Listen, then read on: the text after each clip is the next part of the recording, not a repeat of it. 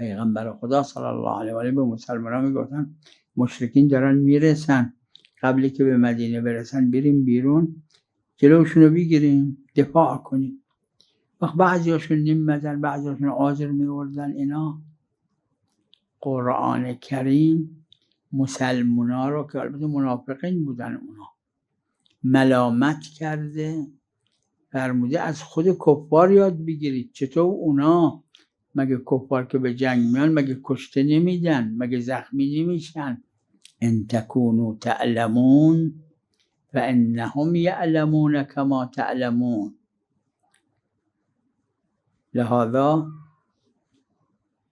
رو طبق این آیه شریفه من عرض میکنم خوبه به این آیه عمل کنن. در عراق از زوار اربعین از هیچ کی پول نگیرن و این را من یه بار عرض کردم، خودم خوندم.